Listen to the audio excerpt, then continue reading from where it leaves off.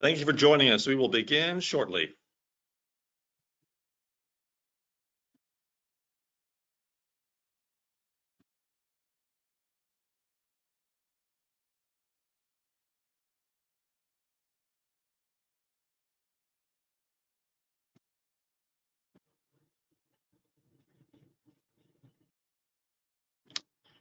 Good afternoon, everyone, and welcome to today's webinar sponsored by IFTA allied member Choco, using AI to transform the food supply chain. My name is Matthew Sharing, and I'm responsible for business development here at IFTA. Happy to serve as moderator for today's program. Before we get started, wanted to share a few housekeeping notes.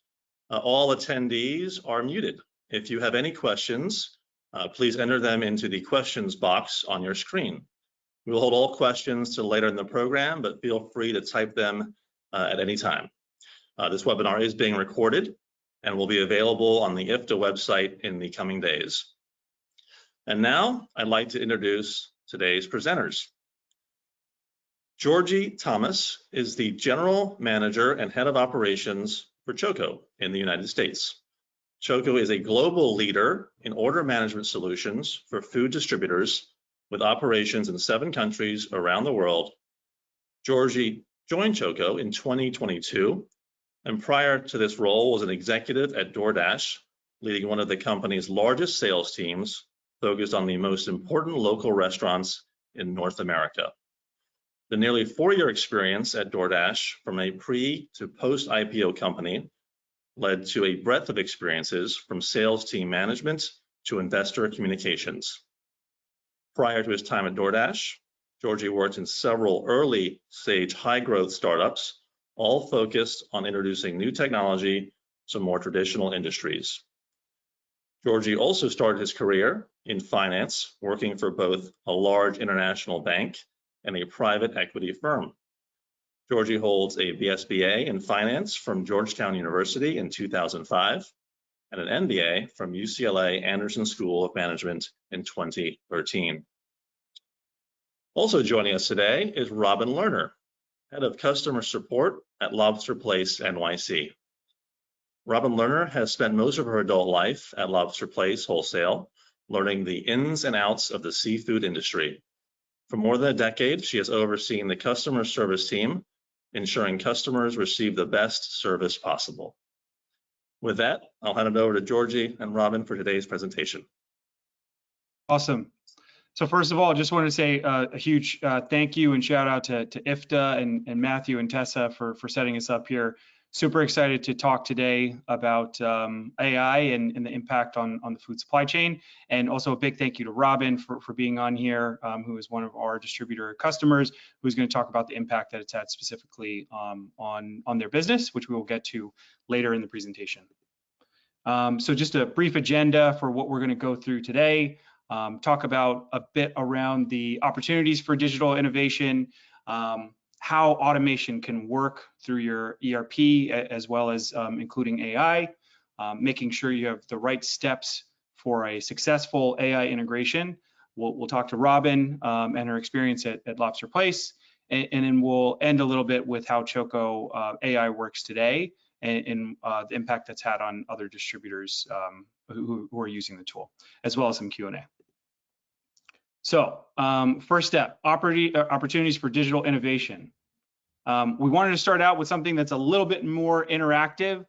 So there's actually a poll that is going to be happening at this point. I'm going to put the questions up here, or sorry, the answers up here on the screen.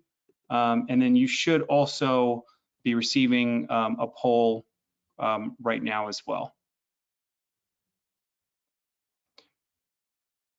So as you can see, which statement do you identify with the most? Profit margins are constantly tight no matter what we try. Competition is fierce, new players entering regularly. Growing efficiency demands put pressure on our operations. Shortages, that's business as usual for us, or no complaint is too tough for us to tackle. We'll give some time here for people to answer.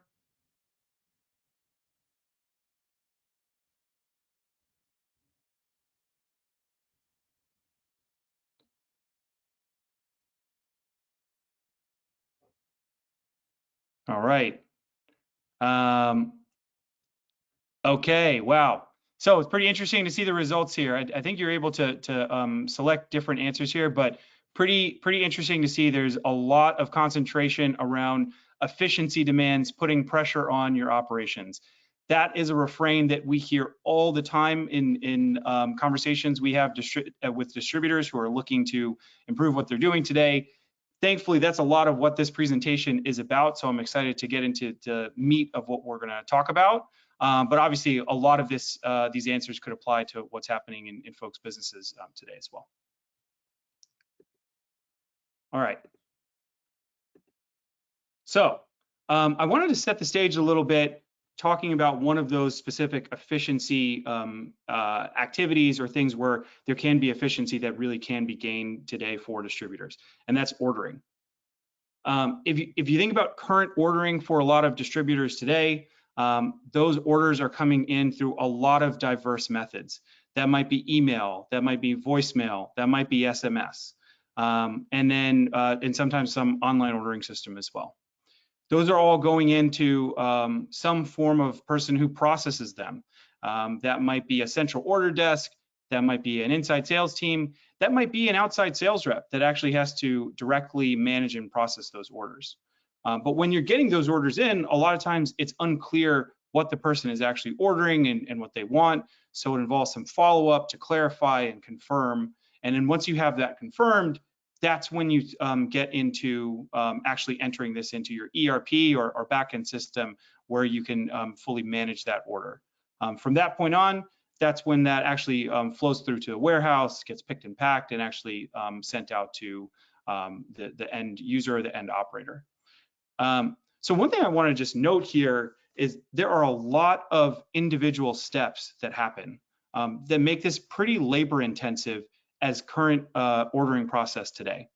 But in addition to the labor intense nature of what you're doing, there's also a lot of potential errors that might happen with all these different steps.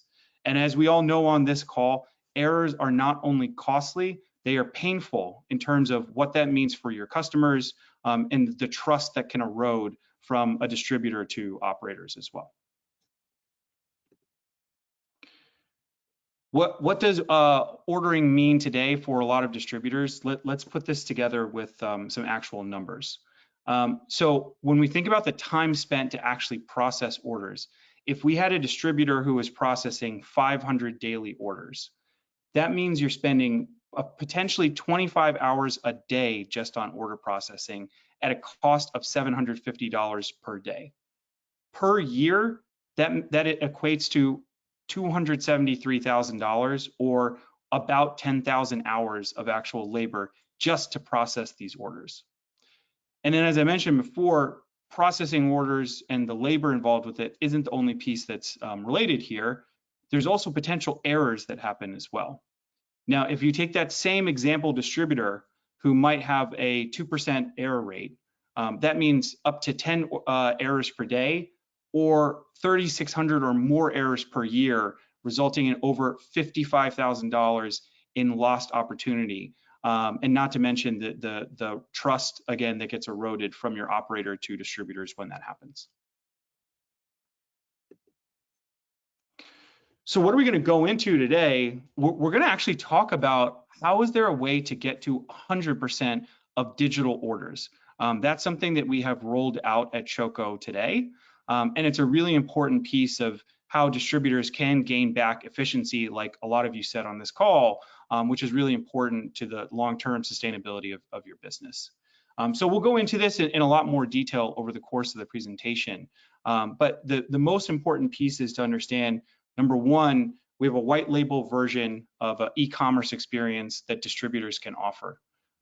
That's really important because it marries the best e-commerce features today of online catalog, really nice pictures, the right information per product, and a really easy checkout flow with the branding that's needed on a per distributor basis. So it really has the look and feel of your own company, and that operator knows who they're going to. But what's really important there is that we know that there is a limit on how many people are going to download an app, even if that app is free for operators. So what's really important is to have something that works as a complementary feature to that app. And that is a lot of the AI portions of what Choco has today. Quite simply, what happens is Choco can take emails, voicemails, SMS, or WhatsApp and turn those into digital orders as if they were placed through a white label app. So you can get, again, all of your orders to 100% today. So a lot of this presentation, before we actually talk about how this solution works, is really setting the stage for how AI works, and then that can build into a bit of what this looks like for the Choco solution as well.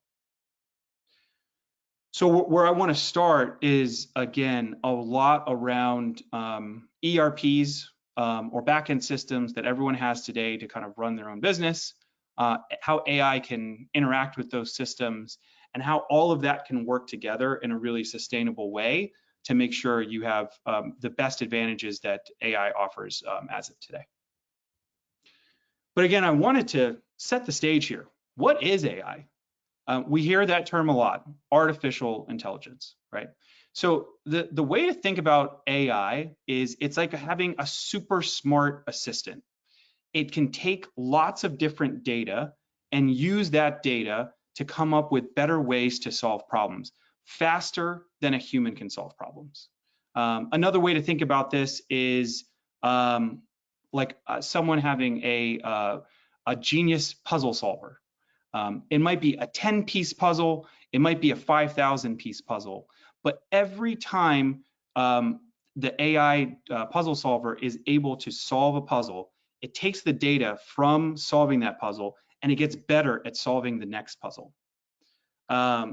Maybe using an example that might be more relevant or might hit a little bit closer at home with everyone on the call, it could also be like having an expert recipe book that could look at a set of ingredients and then make sure to recommend the best thing to make based off that set of ingredients and millions of different recipes that have happened in the past and different ingredients that have been used there.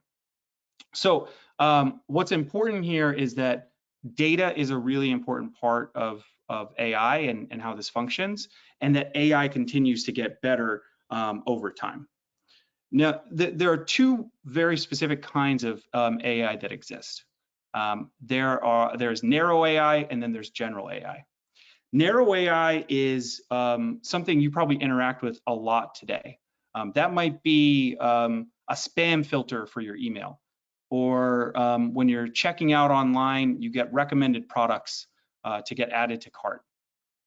General AI is the stuff you really see in movies. General AI is when you think about sort of general intelligence and someone that can take really dynamic situations and solve them on the fly, but from the AI perspective. So let's talk a little bit about where AI is today. I mentioned before in that narrow example, AI actually already exists in a lot of places, like your email. But on this side, you can see a lot of places where you might interact with AI today. If you use your phone and unlock your phone with your face, that's an example of AI. If you are using Spotify and you get a recommended song on Spotify, that's an example of AI. If you are sitting on your couch on a Friday night and you need something to watch, and you turn on Netflix, and it gives you a list of things to watch, this is a pretty example that hits pretty close home to me because this is what I do on Fridays. That is an example of AI. So the amazing thing is that AI has really been around for a while, but we've seen it in these more narrow versions of AI. And now we're starting to see more general versions of AI start to expand and be a part of what we interact with every day. But why has that actually happened? What changed so that general AI is able to persist in a way that it couldn't before? Number one, it's around computing power. You actually need super powerful computing for these computers to run the really complex algorithms that back up AI. And those computers are being created today. They are getting more powerful every single day. Next, it's data. So we've talked about this a few times. Data is the key to really train models and make sure they operate in the right way. And the thing about today, again, also is we're generating more data than we ever have in the past.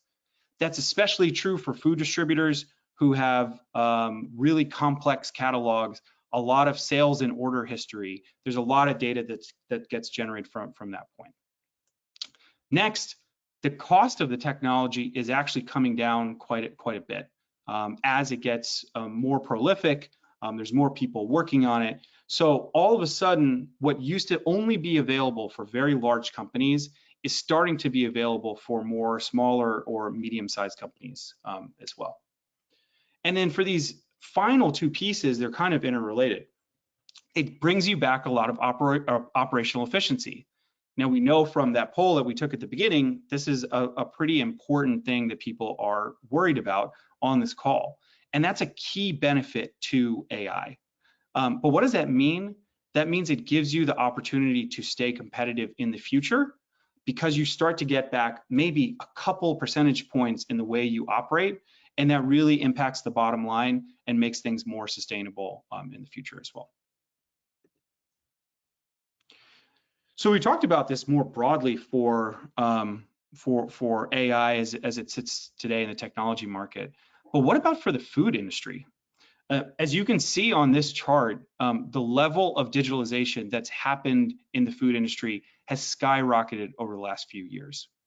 That's not just due to AI. There's a large AI component to that. That's just also broader technology tools that are being adopted. But the future that we're seeing and that continued spike that we are expecting to see will be driven a lot by AI. And it's an important piece of why we're talking about this today. More and more people in this industry are starting to adopt these tools, and it's giving them that competitive advantage that we talked about before. So why is it really important for this industry in particular? Number one, tight margins. Again, we talked about that on the operational efficiency point. This industry is really known for its tight margins, and getting even a little bit back at some point in the process is really powerful. Number two is around regulatory compliance. There's a lot of different regulations for the industry to comply with, and AI can really help with that going forward, things like FSMA 204 and other local regulations as well. And then finally, there's quality. This industry has very demanding customers at the operator level, and you need to be able to maintain a very high level of quality, and AI can really, really help with that today. So again, one last piece I wanted to reiterate on this slide. Although this has been primarily reserved for a lot of larger players with bigger budgets, what's really exciting about today is that this is now becoming available for businesses of all sizes, which is super cool. Now you might be sitting there and being like, okay, well, AI seems pretty great. It's pretty abundant. It has a specific use case within the food distribution industry. Why don't I just actually think about building something like this myself? And I think it's important to understand that it's not as easy to just flip on a switch with these AI solutions. Although they are more accessible than they ever have been before, there's still a lot of complexity that goes on in a couple different stages with the tools. And so I want to talk about a couple different pieces here. Number one, in the initial implementation of the tool, it's really important to understand exactly how all the underlying models that the technology will be based on actually works and operates, and how to translate that into specifics for the food distribution industry. So it takes really deep technical expertise to understand how those models work today. And that's really important, not just for today, but over time as well. because as what we see, these models, they don't stay static. It's actually really good timing. What we've seen with OpenAI and ChatGPT, they just released a new model this past week. And there's a lot of really, really impressive things that this new model can do. But what that means is every time a new model like that is released, it's important that the people who are working with that model and using that model to build an AI tool understand exactly how it's changed and how to update a tool that works for the end user to be sustainable in the future. Because if you don't, what could happen is leading to some business disruption in the future as well. And then finally, it's important to understand some of where there are like misconceptions or even risks around this today. A lot of this can be around how to use data in the proper way, but also more importantly, an overestimation of what AI can do. Although AI is improving quite a lot from where it's been in the past, there's still a set of specific tasks that it's pretty good at, and some set where it's not so good at. So let's go into that a little bit. I think this is a really important slide to understand for your business. How could you use AI today? And then maybe where should you stray away from using it? Now, this first piece in terms of where does AI fit very well today? Administrative tasks, things that are pretty routine and systematic, right? That's where AI can be good. Workflows, again, when you can start to see how different pieces integrate with each other and connect, AI can really understand those connections pretty well. Process orientation. Process orientation is a lot of times dictated by specific rules. AI loves to follow specific rules. So again, a really good use case of how this could work. And then finally, data enrichment. You could take one set of data and it might be kind of messy, and then you can look to other sets of other pieces of data and bring that all together so that the first set of more messy data you can clean up or potentially enrich with other features or other thing that makes it a lot more usable for the ultimate end user. Now, okay, so you can start to see a common theme in terms of how that all ties together for the good cases of AI. But what about not so good? So let's start with strategic planning. If you were to come to a bespoke AI tool or even off-the-shelf AI tool and ask it, I'd love for you to help me build a 6-month plan for my business or a 12-month plan for my business. It's not going to be really great at doing that. Because there's a lot of specific nuances that go into how you operate your business, other parts that are not related in the data that you actually have for your business that don't make this a great use case for AI today.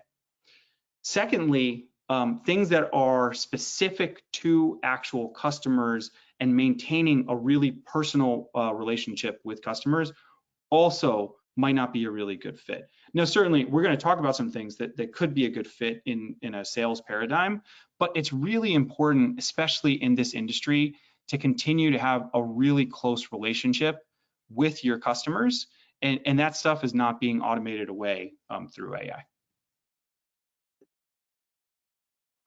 Okay, so we set the stage a little bit, talking about AI up front, also like why AI makes sense in the food distributor lens.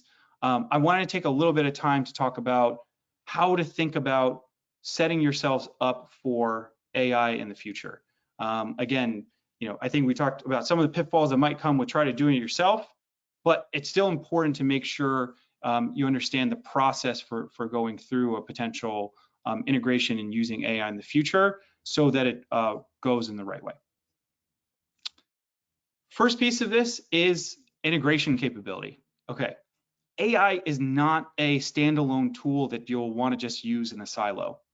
The beauty of AI, as I mentioned before, is that it actually can connect across many different systems and pull all those systems together. So you'll want to make sure up front that the ability to integrate across those key systems is really well known and easy to do. In a lot of cases for distributors, that means connecting to your ERP in the right way. The second piece here is really around staff training, right? So most of these tools today, they're not 100% automated. There is some component of human interaction that happens with the tool. And so if you go through a lot of work to develop and then implement a tool, but then you don't bring your staff along for the ride, well, when you go to implement that tool and actually use that tool in the long run, you're not going to see a lot of usage, and then you might have wasted a lot of time on trying to develop that tool. Next is ongoing support. As we mentioned, for why it's important to work with a partner sort of upfront, you need to develop really clear understandings with that partner on where they step in versus where your team steps in on more day-to-day things, when there are updates to the underlying models, et cetera. What are the turnaround times for how technology will be upgraded in the future? That's a lot of really important stuff to establish upfront, so you understand what's going to happen in the future. And again, there's no disruption to your business after that. And then finally, a huge piece of this is really understanding your ROI, your return on investment. Certainly, any of these tools that you're going to engage with, there's going to be a cost involved. And you have to really clearly understand that cost, but more importantly, understand the expectations that are going to come out of the tool. And is it really worth it? Are you getting the benefit to your entire business from employing this tool today based off the cost that you're going to pay?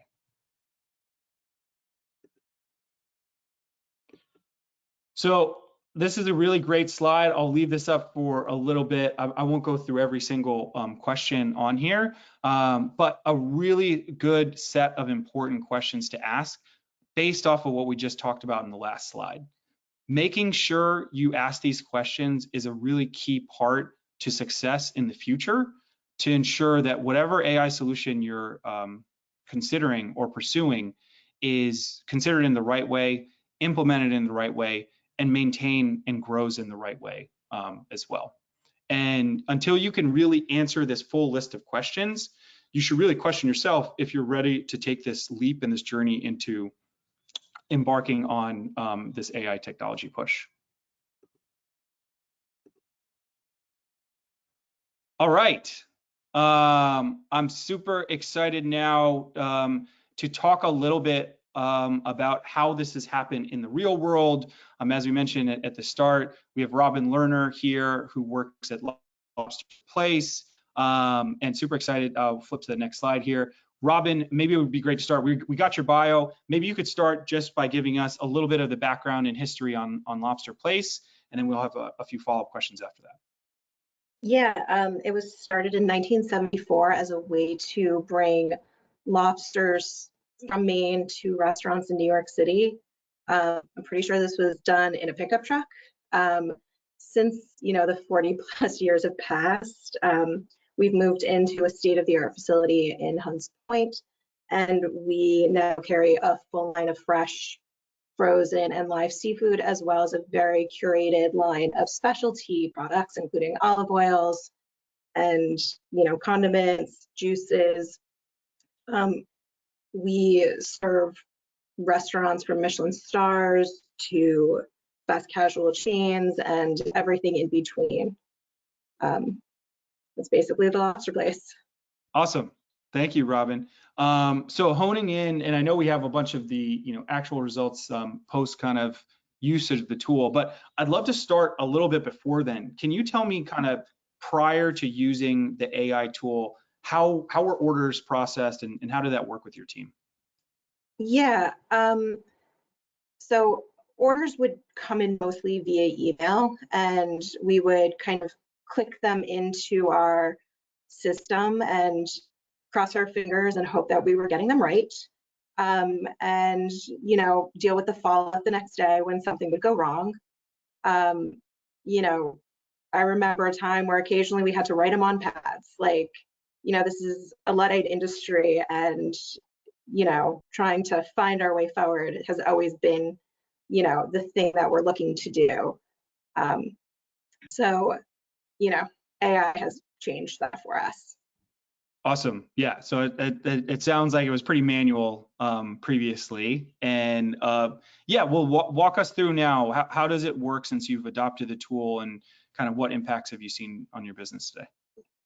I want to say that, like, 85 to 90% of our daily orders are coming through AI. All my team has to do is kind of check the email next to what Choco AI has put together as an order, make sure everything looks good, and click submit. 5 minutes later, it's in our system and ready to go. And just the level of efficiency that brings for us is huge, especially because we work in really like compressed timeframes where the majority of our orders come in, between the hours of 8 and midnight, at the same time that we're producing these orders. So having a tool that minimizes our need to kind of click buttons saves us tremendously. Awesome. And yeah, as we can see, I think these are some estimates around here, but 13 seconds now to average time to process an order is pretty incredible, because I know you guys get some pretty big complex orders as well. So that's really exciting to see. I guess in closing, Robin, like, any advice you'd give to other folks who are sitting in similar seat to you today, who are considering AI and how to think about this? Yeah, I would say do it. Simply. Yeah, it's like, be open-minded. It's not perfect. You need to feed it, and like, be patient. If the expectation is the minute you integrate AI into your universe that everything is going to be flawless, like, it's a bad starting point. Recognizing that you have to participate in the training, but over time you're going to see those results. It's definitely worth it. Awesome. I think that's a really, really great point, Robin, to close out with, which is this is a learning model. It's a training model. You have to train it. You have to give it the data, but there's so much data to give it. There are ways to really accelerate that. So awesome. Thank you so much, Robin. Really appreciate you participating. Yeah, thank you for inviting me. Yeah. Awesome. So as Robin mentioned, right, what we've seen with Choco AI today has been some pretty incredible results with other folks like Robin at Lobster Place. Number one, there is the automated order processing. The orders can be processed at any time, 24/7, from these various different channels, whether that's SMS, email, or voicemail. And you're never at risk if there's someone out on your order processing team or something like that. These will always continue to get processed. The baseline of this, as we talked about, is this integration. So the integration into your ERP or whatever backend system you're using is a really key part, but it goes seamlessly into the system and it is entered in there, and there's basically no errors that are a part of that. And then again, all of this contributes to operational efficiency at the end, in terms of both the labor to actually process the order, but then reduction in any potential errors that come as a part of this as well. So what does that mean for folks who are sitting in that seat today? There's a lot of competitive advantages for thinking about technology like this. Number one, you can be a first mover.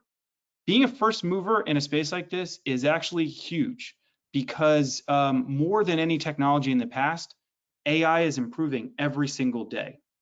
And so what that means is, number one, if you're using it today and a part of it, you get to experience and see exactly how it's moving and how it's shifting. But number two, you might actually be an influential part of how these products are developed and brought to market. That's how we think about product development on our side. We constantly talk to our customers and understand what they want to see to make their lives easier and bring that to life in our own product. Secondly, again, this helps a lot with labor shortages, making sure if it's bringing down the time to process, obviously you can be a lot more effective and efficient with your labor as well. And then finally, leading to a lot of quality gains, which helps with overall relationships with your restaurants and operators. Okay, a lot of talking for, I don't even know how many minutes we've been going for yet, but we'll take a pause here for any Q&A that has happened so far.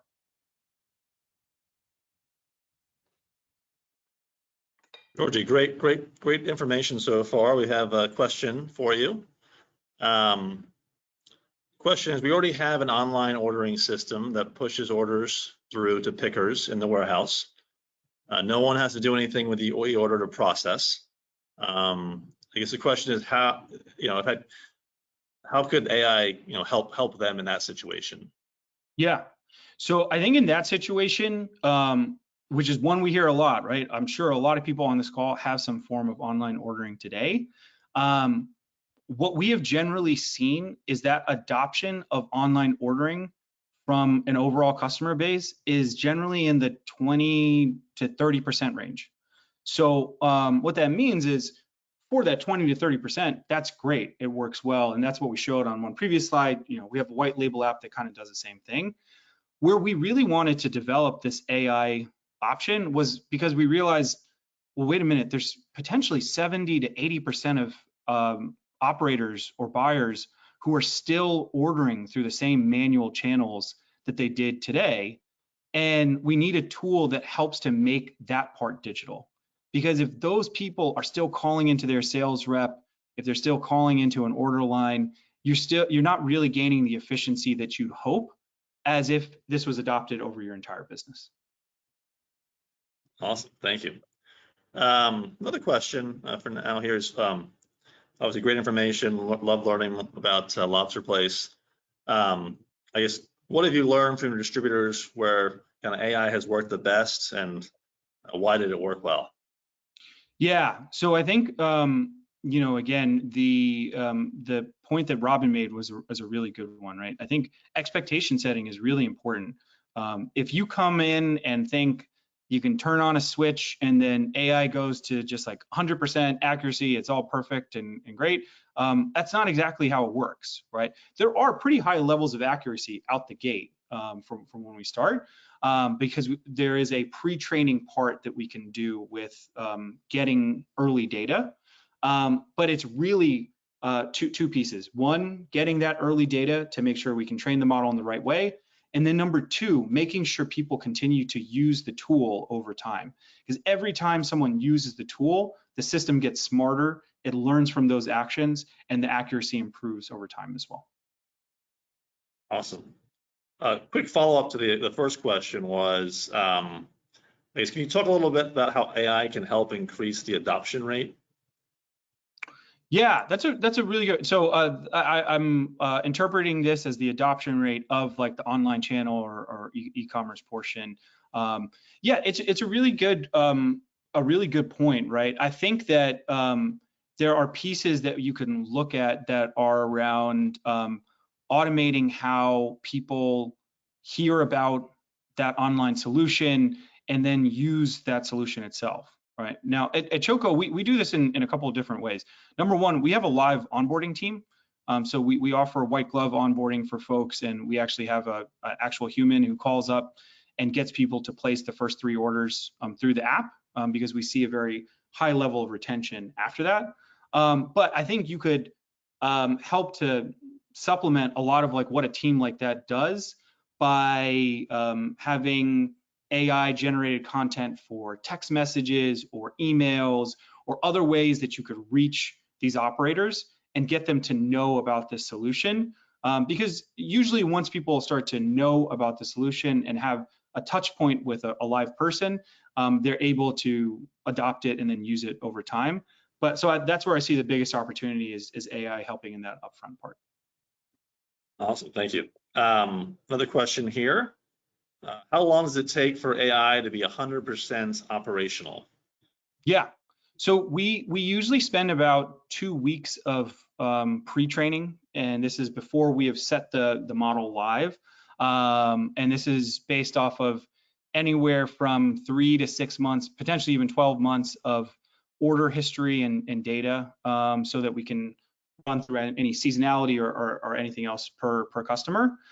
It gets to a very high level of accuracy based off that. We might be already at 85, 90% just from when we start. And then within the first like 30 to 60 days, that's when you usually see 100%. It does obviously depend on the distributor and their catalog and how complex it is. All right, awesome. Well, then we'll kind of leave it there. Just as a reminder, we do have time later on for Q&A, but back to you, Georgie. Awesome. Thank you, Matthew. All right, let's keep it moving. We talked about this a little bit, right? And number one, we talked a lot about the digital orders piece. I will actually mention something because I think this does relate to the adoption piece of the online ordering. You know, I was focusing that answer a little bit more on how you get someone to place their first order, but we do have this marketing angle to this as well. So there is AI that you can use through a marketing tool that helps you to create campaigns, actually comes up with some of the copy and content for those campaigns. And then you can tag specific products, add discounts, and then those campaigns are sent directly to the apps of people who have that downloaded. And then we see pretty high conversion from people who participate in that because it's going directly to where someone orders. So this could be another way to engage with folks and talk about different products, get people to use the app. Another way we're kind of seeing AI being adopted more broadly is from a more CRM perspective. So number one, you're going to have different ordering patterns for your customers. You don't always know exactly what those ordering patterns are, and it might be hard to know with high accuracy what that is. The AI function here can actually help you determine what is the ordering pattern for each specific operator or buyer, and then you get a really easy view of that to say, is this person currently ordering? Are they at risk of not ordering, or have they stopped ordering altogether?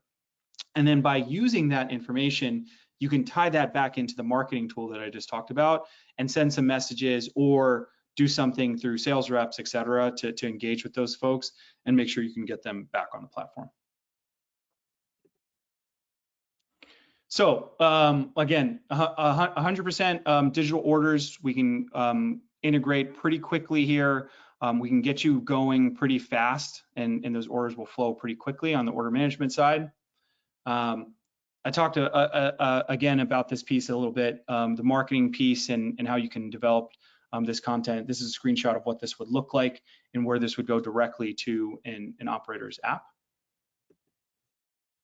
And then this is a screenshot again of like what the CRM portion of this looks like as well. So important pieces here, being able to see these ordering patterns and a really quick way to re-engage with those buyers or operators as well. Now for Choco, this tool is not just about distributors. We also have the operator facing part of this, obviously through the white label app. So some key pieces there that are important to promote adoption. We have inventory taking through the app. So you can do shelf to sheet, stock taking through the app itself for operators. Obviously there's the core sort of ordering functions that go into the app as well. And then there is a delivery check function as well. So operators are able to flag any issues that they have with deliveries, make sure that they can bring those up directly to distributors, start the reconciliation process. And this is one we see creates a lot of trust, again, between operators and distributors. Awesome. So I know I spent a lot of time talking about AI in the tool, what this looks like from a distributor basis, also from an operator basis, just a little bit about Choco. For those of you who haven't heard of us, we are a 6-year-old company. We're headquartered out of Berlin, but we have operations in 7 countries around the world, over 30 cities that we operate in as well, with 400 employees. So we're super excited to be here and talking about this. And yeah, with that, I will open it up to just broader Q&A.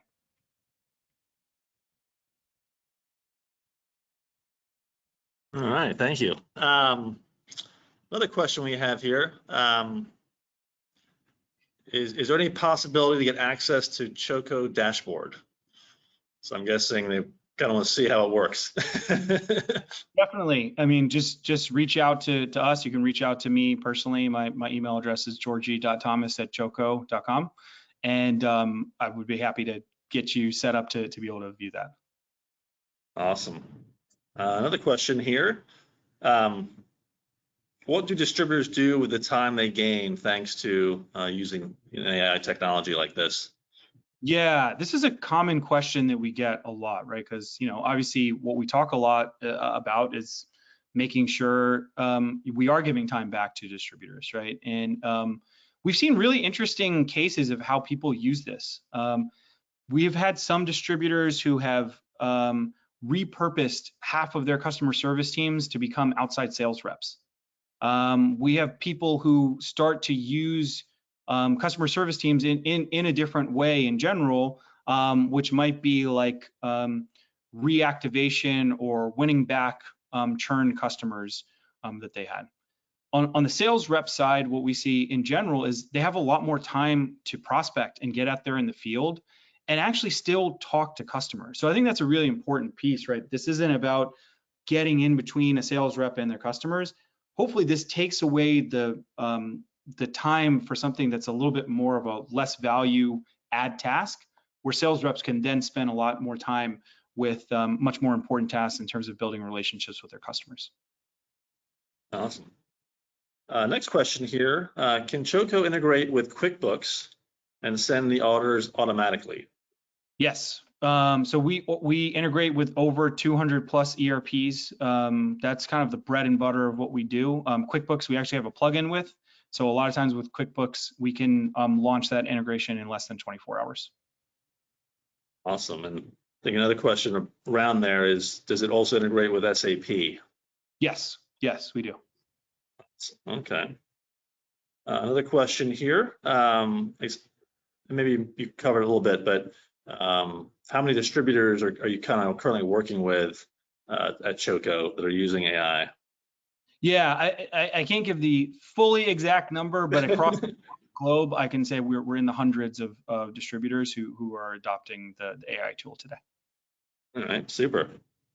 I think you touched upon it a little bit in terms of what you integrate with, but specifically some ERPs. What are those, and then how long does it take to get those kind of up and running? Yeah. So again, we integrate with over 200 plus ERPs. Everything from SAP, QuickBooks, Odoo. We have another plugin with. We do everything from just normal sort of flat file SFTP to API connections as well. We have an open API. So it really just depends on the individual setup for that ERP and the way those distributors are set up. But we have a full team of integration engineers who build out like the broader platform for integrations. And then we have specific resources that are called solution engineers that actually build individually each integration for every premium partner we work with. All right, awesome. Another question here.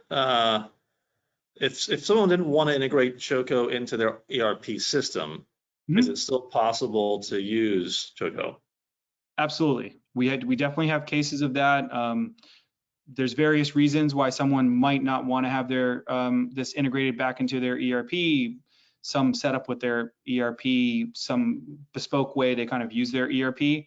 That's totally a okay option for us. We have ways of doing this without fully integrating as well. All right, super.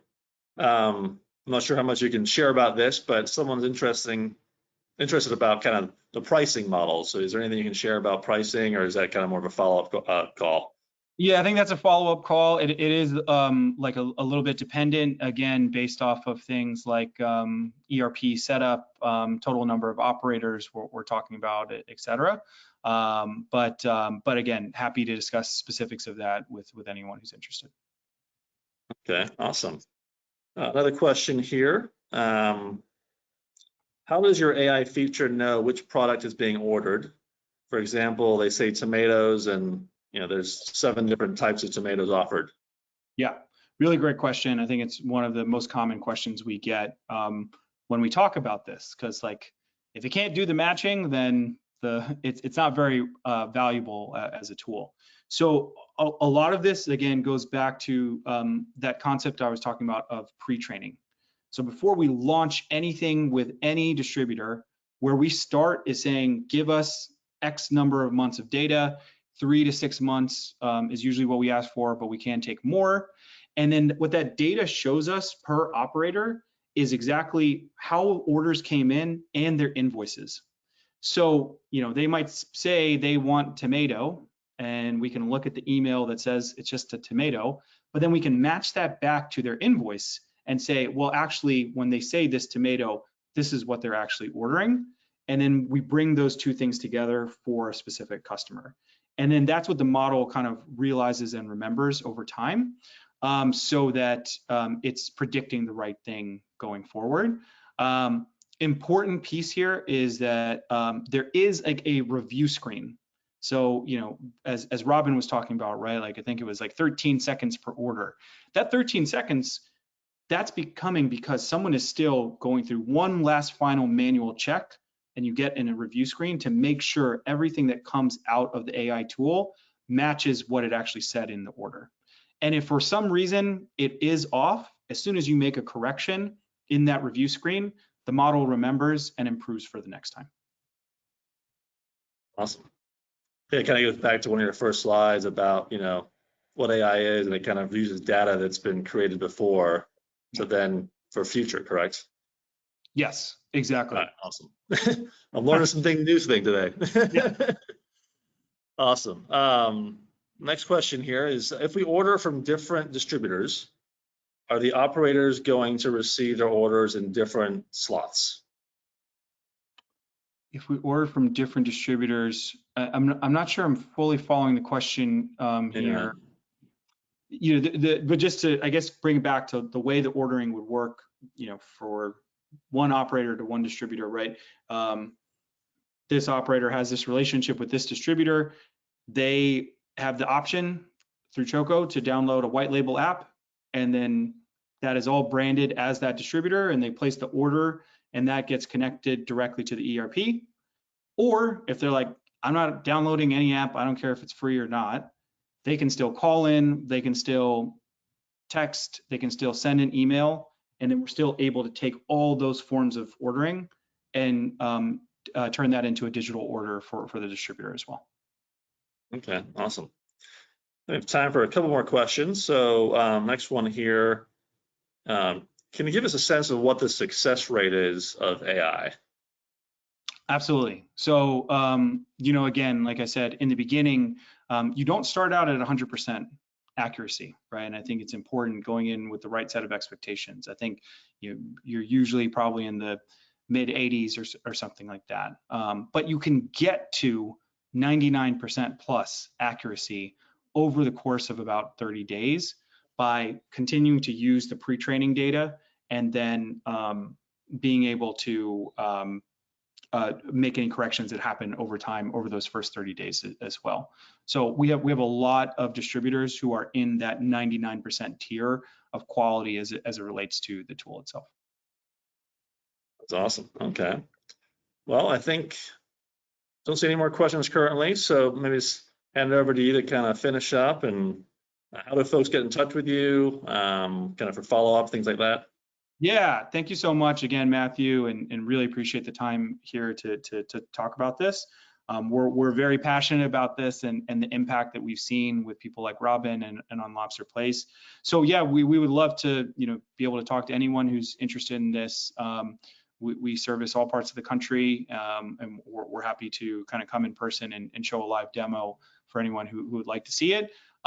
People can reach out to me. Again, my name, I think you can see it on the screen, georgie.thomas@choco.com. Send me an email directly, and I can get you to the right place and started in the process. Otherwise, you can go to our website, choco.com. And then there's a button you can press there to request more information, and we can get in touch that way as well. Awesome. And will you be at any upcoming IFTA events? Yes, we are at the we're at IFTA Solutions. which we're super excited about. We're a proud sponsor there, so excited to hopefully see some folks at that event as well. Awesome. Well, with that, I just want to say thank you again to Georgie and Choco for sponsoring and for presenting such great content today. Definitely learned a lot.